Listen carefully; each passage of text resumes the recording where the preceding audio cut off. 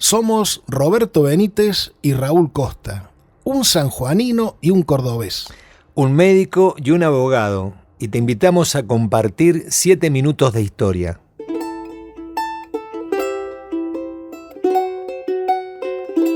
Siete minutos de historia. Lo que no te contaron.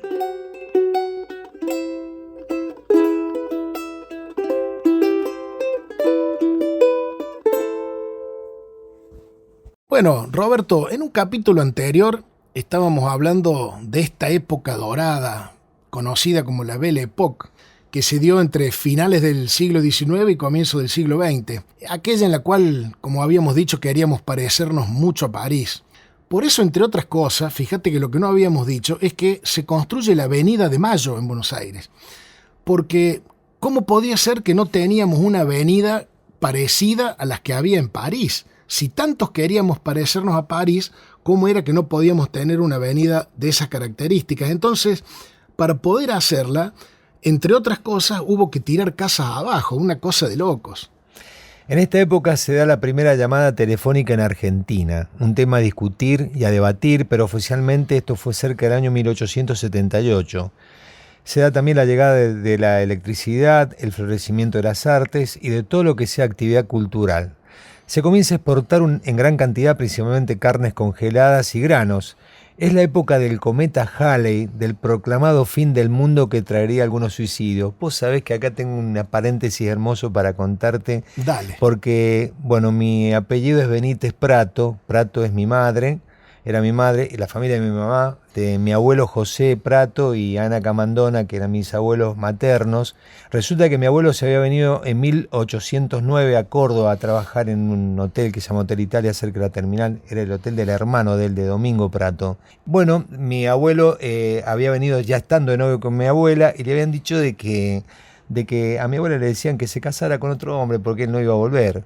Y sin embargo mi abuelo juntó unos pesos y al año fue a buscar a su amor, que era mi abuela.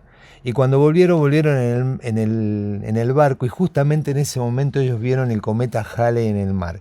Vos sabés que el capitán les había contado que no se preocuparan, que no iba a pasar absolutamente nada. Entonces vos te imaginás que en ese esplendor romántico, además ver el cometa tan cerca de la Argentina, tan cerca del barco, mientras la gente se estaba suicidando por otros lados.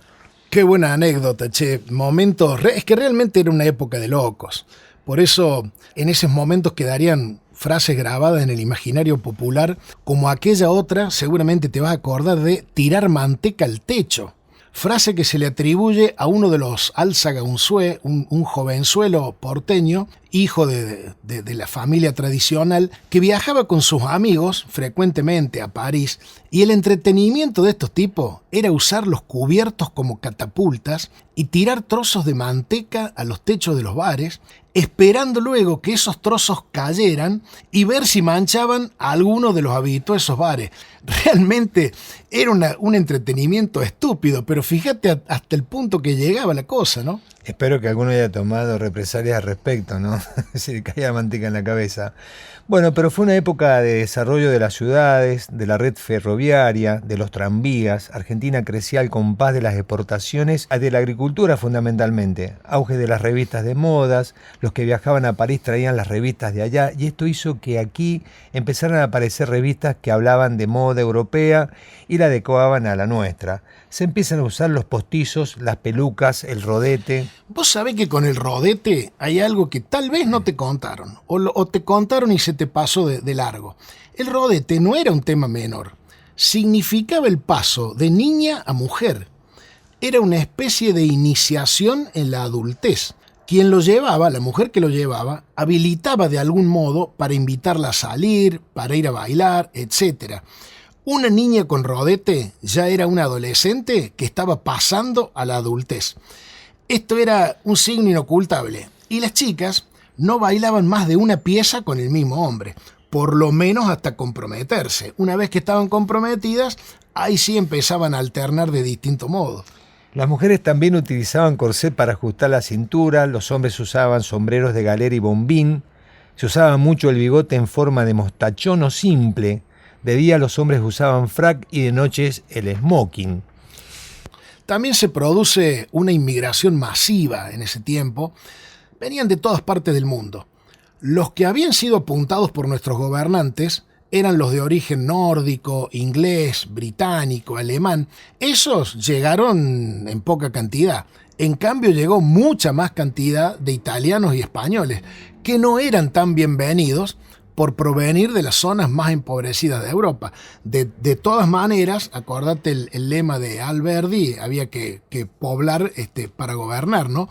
Por eso se genera el contraste y surgen los conventillos, porque no había lugar para tanta gente que llegaba, pero en oleadas a nuestras tierras. Vos sabés que empiezan a tomar fuerza y valor los balcones, que eran un ambiente más de los edificios.